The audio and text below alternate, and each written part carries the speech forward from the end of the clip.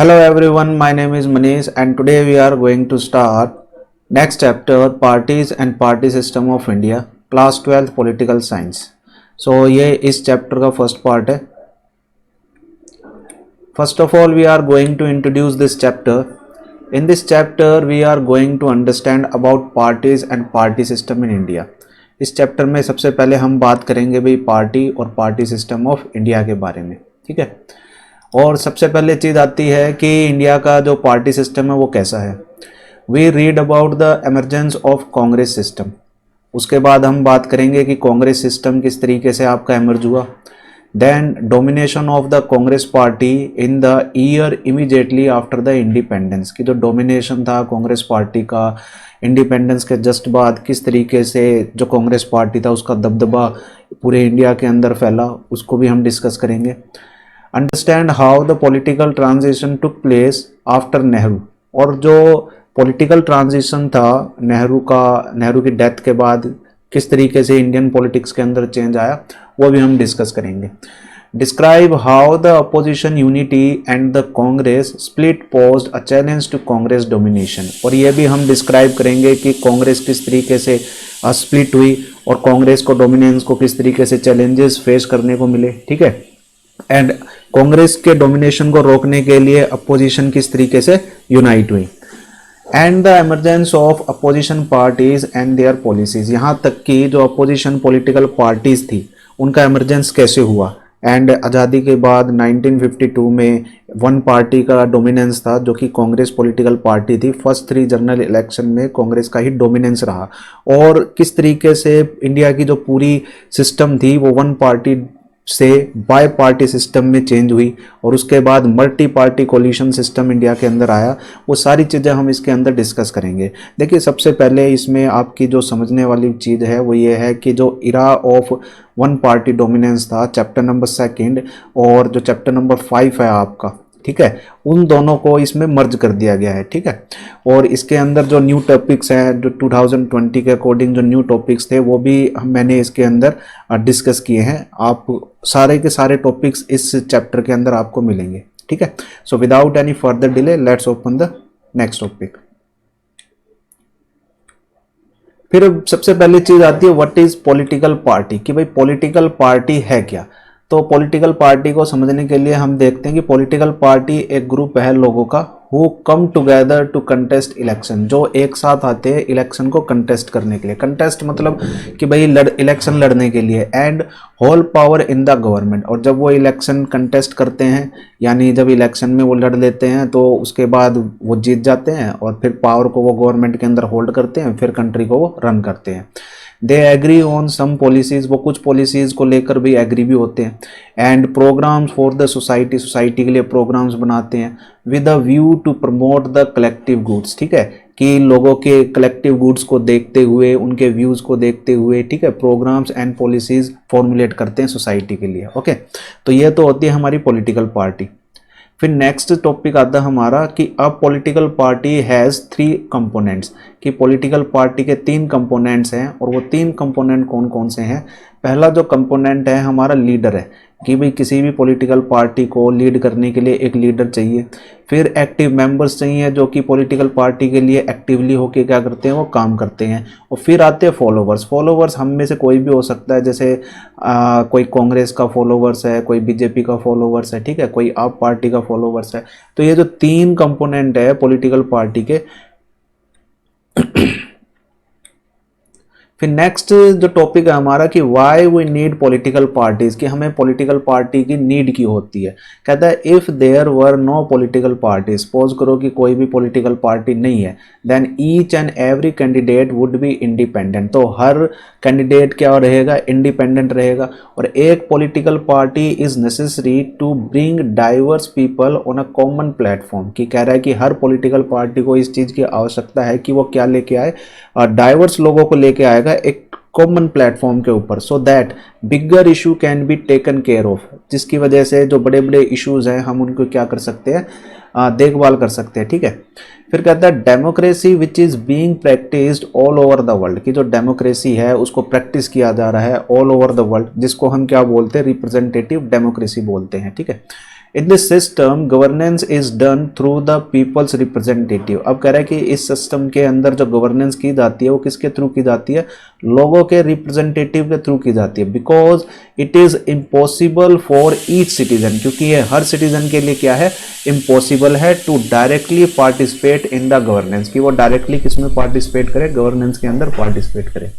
फिर आता है the need for representative democracy has given rise to political parties, की जो नीड है रिप्रेजेंटेटिव डेमोक्रेसी की, उसने कहीं ना कहीं पॉलिटिकल पार्टीज को राइज अप किया है। ठीक है, सो इन पॉइंट से हम ये कंक्लूजन निकाल सकते हैं कि पॉलिटिकल पार्टीज का एक डेमोक्रेटिक कंट्रीज में होना कितना जरूरी है।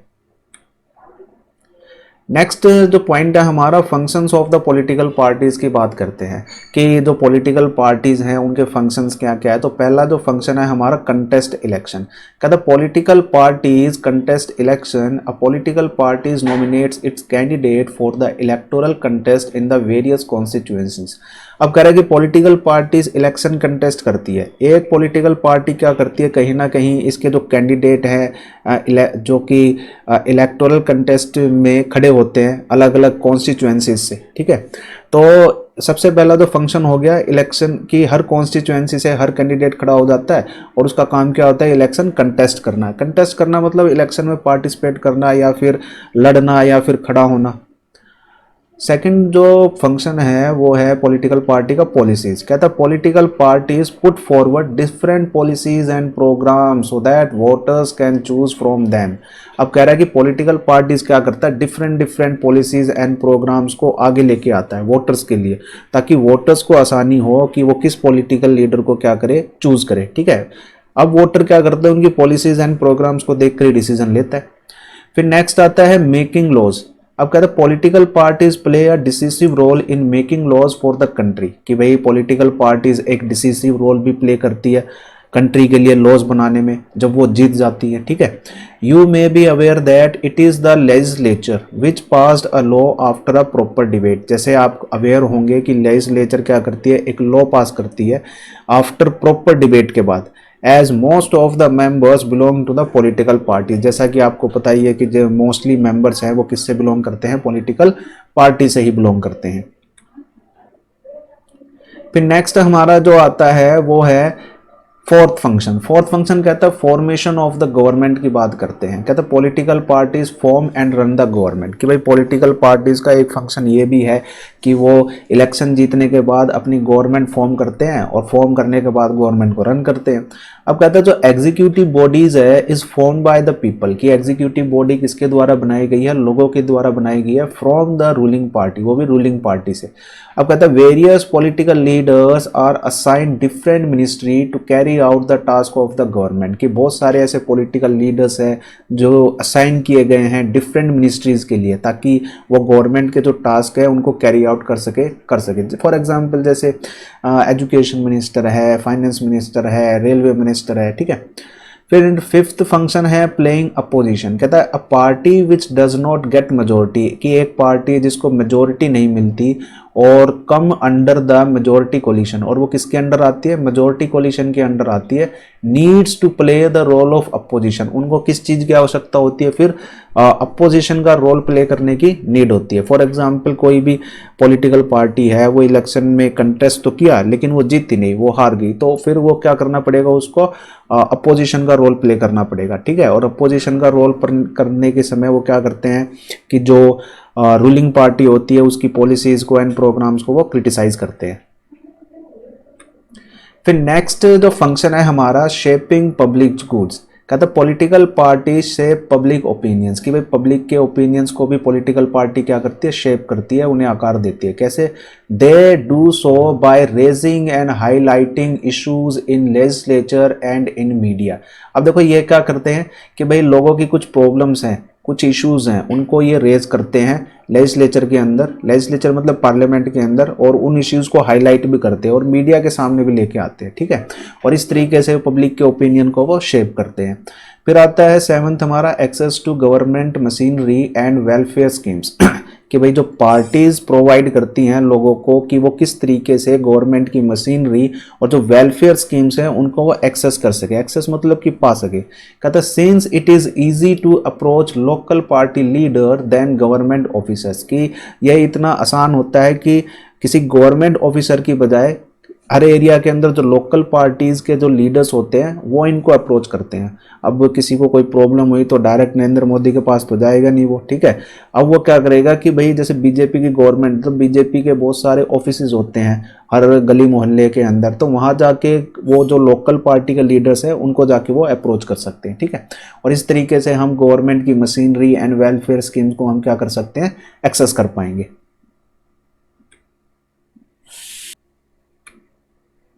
नेक्स्ट है हमारा 3 टाइप्स ऑफ पार्टी सिस्टम की बात करेंगे। तो सबसे पहले हमारा जो पॉइंट आता है वन पार्टी सिस्टम। देखो वन पार्टी सिस्टम में बात करें, in some countries only one party is allowed to control and run the government. देखो कुछ कंट्रीज में सिर्फ एक ही पॉलिटिकल पार्टी होती है जो क्या अलाउ करती है, गवर्नमेंट को कंट्रोल करने का काम करती है और गवर्नमेंट को रन करने का काम करती है, ठीक है, सिर्फ सिंगल पार्टी। और उसी को हम क्या बोलते हैं, one party system. For example जैसे चाइना, चाइना के अंदर एक ही पॉलिटिकल पार्टी है और वो पार्टी है कम्युनिस्ट पार्टी, और वो ही कहीं ना कहीं पूरे चाइना के अंदर क्या करती है, कहीं ना कहीं नहीं मतलब उसी का ही रूल है सिर्फ। नेक्स्ट हमारा आता है बाई पार्टी सिस्टम। अब कहता है टू पार्टी और बाई पार्टी सिस्टम के अंदर in some countries power is shared between the two main parties. दो मेन पार्टीज के बीच में पावर शेयर की जाती है। Some party system is called two party system. कुछ पार्टी सिस्टम्स को ही, ऐसी ही पॉलिटिकल पार्टीज को हम क्या बोलते हैं, टू पार्टी सिस्टम बोलते हैं। अब कहता है यूनाइटेड स्टेट ऑफ अमेरिका के अंदर दो पॉलिटिकल पार्टीज हैं, एक तो डेमोक्रेटिक है, दूसरी है रिपब्लिकन पार्टी। ऐसे ही यूनाइटेड किंगडम दूसरा एग्जांपल है जहां पर टू पॉलिटिकल पार्टीज हैं, ठीक है। तो ये हो गया हमारा टू पार्टी सिस्टम। फिर नेक्स्ट हमारा आता है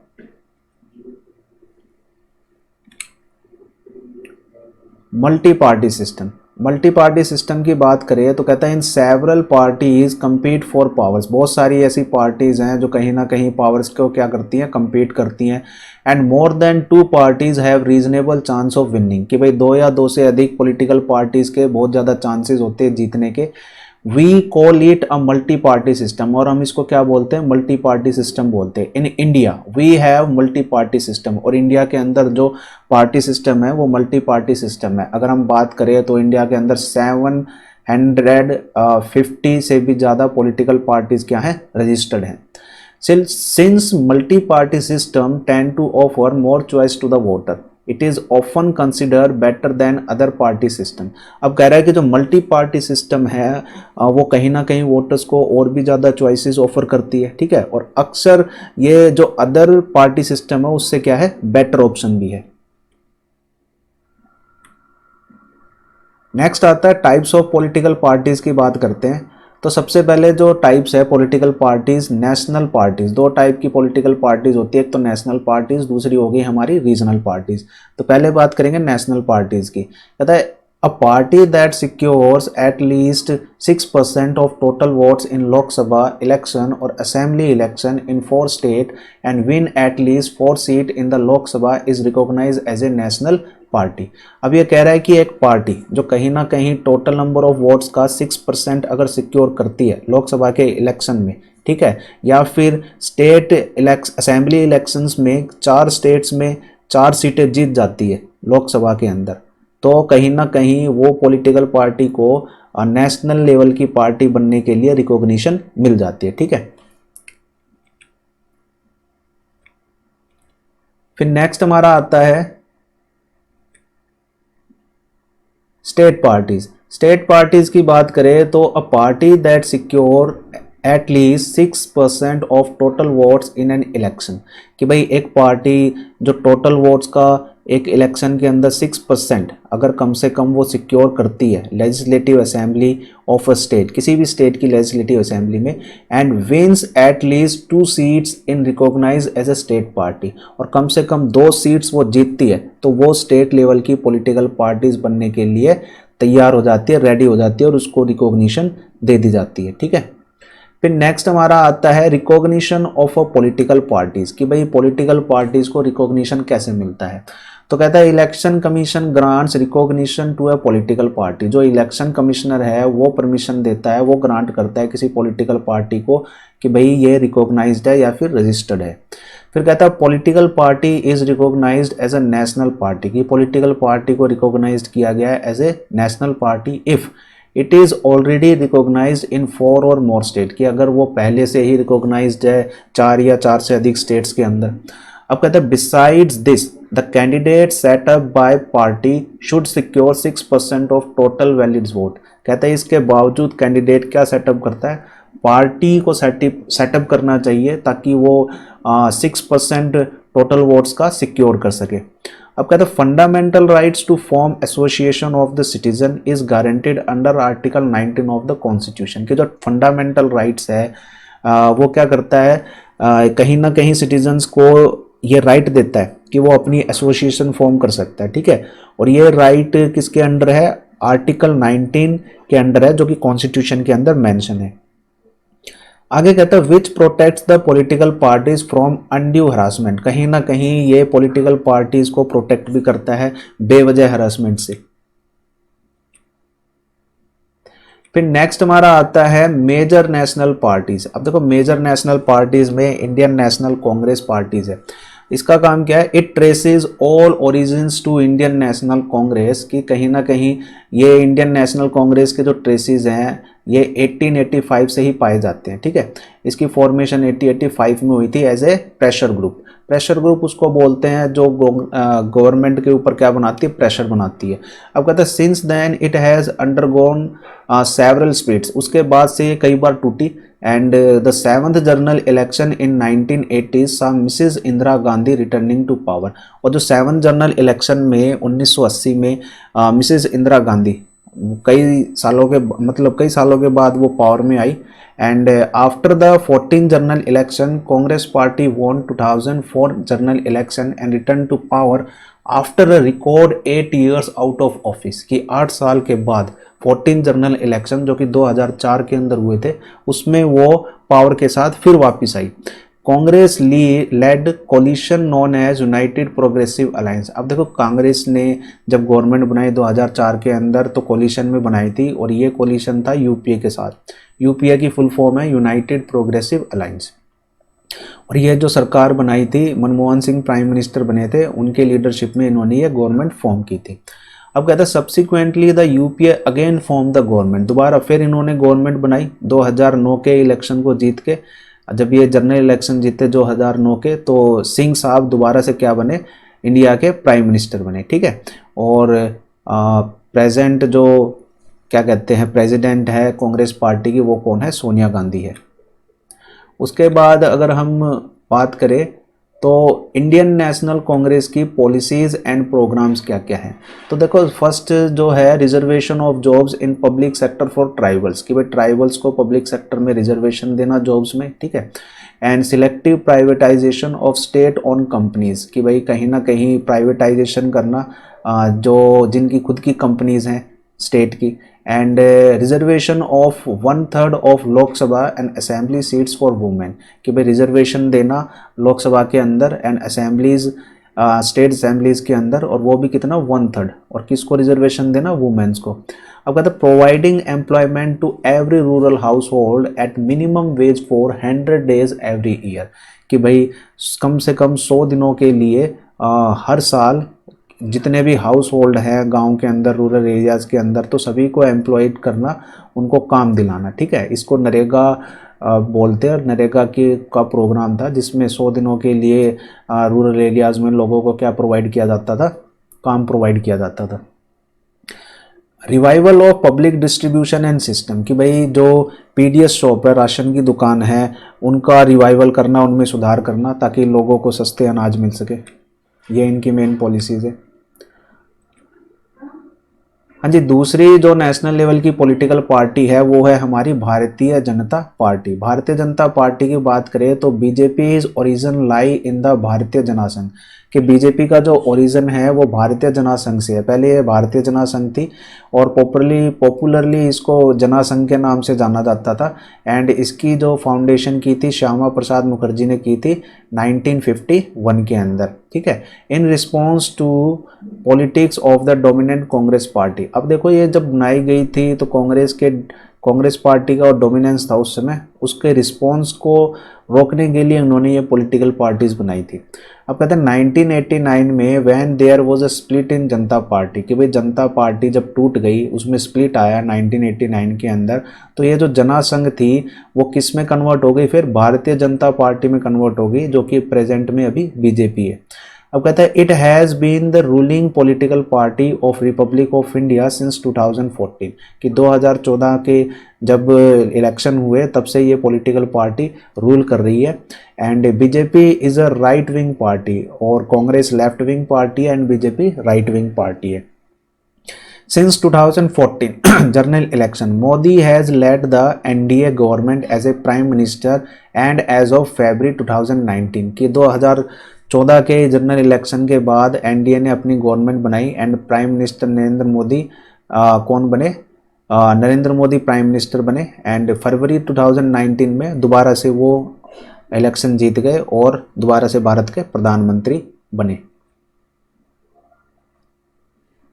फिर नेक्स्ट आता है भारतीय जनता पार्टी की पॉलिसीज एंड प्रोग्राम्स की बात करते हैं। अब देखो it shares the objective of public funding of election with its allies is NDA. क्या शेयर करता है, जो पब्लिक फंडिंग के ऑब्जेक्टिव्स हैं, ठीक है, इलेक्शन के, और ये इसका जो एलाइज है वो एनडीए के साथ है। एनडीए मतलब नेशनल डेमोक्रेटिक अलायंस, जैसे कांग्रेस का यूपीए है ऐसे बीजेपी का कोलिशन किसके साथ है, एनडीए के साथ है। इसमें 7 से 8 पॉलिटिकल पार्टीज है जिनका ये ग्रुप है।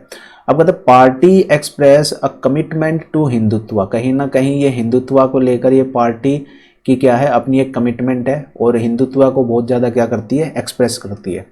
अब कहते हैं क्रिएशन ऑफ स्मॉलर स्टेट। अब देखो इन्होंने कहीं ना कहीं जो स्मॉलर स्टेट हैं उनकी क्रिएशन के लिए ये पॉलिसीज़ बनाते हैं, प्रोग्राम्स बनाते हैं। एंड मिलियंस जॉब्स है ईयर की, एक साल में मिलियंस जॉब क्रिएट करना।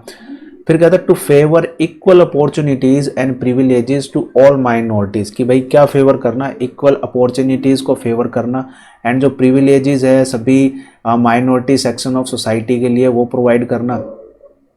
फिर कहता है special status to Jammu and Kashmir, Jammu Kashmir को स्पेशल स्टेटस प्रोवाइड करना, जो कि इन्होंने प्रोवाइड कराया भी। जम्मू कश्मीर से इन्होंने आर्टिकल 370 रिमूव कर दिया है, ठीक है। And the building of Rama temple in Ayodhya, और ये भी चीज़ इन्होंने करके दिखाया कि जो बाबरी मस्जिद थी उसकी जगह इन्होंने राम टेम्पल वाला जो केस था सुप्रीम कोर्ट के अंदर चल रहा था वो बीजेपी जीत गई और अब वहाँ पर क्या बन रहा है, राम टेम्पल बन रहा है, ठीक है। And review of the nuclear weapons policy, और कहीं ना कहीं जो न्यूक्लियर वेपन पॉलिसीज है उसमें भी रिव्यू की ये क्या करते हैं, मांग करते हैं। फिर नेक्स्ट हमारा आता है मेजर रीजनल पॉलिटिकल पार्टीज की बात करते हैं। तो सबसे पहले आती है हमारी जननायक जनता party JJP.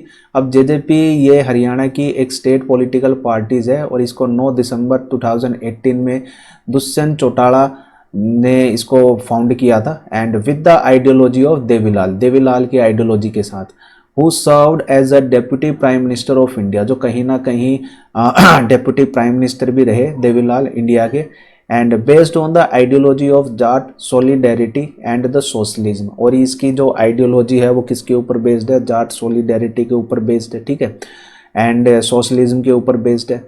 JJP is a very strong and popular in some parts of Haryana, कि भाई हरियाणा के बहुत सारे ऐसे कुछ पार्ट्स हैं जहाँ पर ये बहुत ज़्यादा स्ट्रॉन्ग भी है, पॉपुलर भी है। JJP emerged from a split in Indian national Lokdal. अब देखो इंडियन नेशनल लोकदल से स्प्लिट होकर जेजेपी एमर्ज्ड हुई, और जो इंडियन नेशनल लोकदल थी ये चौटाला फैमिली की ही पॉलिटिकल पार्टीज थी, और जब इनकी फैमिली में कुछ फाइटिंग चल रही थी तब इन्होंने अपने आप से लोकदल से अलग होकर अलग पॉलिटिकल पार्टीज बना ली थी, ठीक है। फिर नेक्स्ट रीजनल पॉलिटिकल पार्टी की बात करते हैं ऑल इंडिया अन्ना डीएमके की। अब कहता है it is an Indian regional political party, ये इंडियन रीजनल पॉलिटिकल पार्टी है with great influence in the state of Tamil Nadu, और इसका कहीं ना कहीं बहुत ज़्यादा इन्फ्लुएंस था स्टेट ऑफ तमिलनाडु में and union territory of Puducherry के अंदर।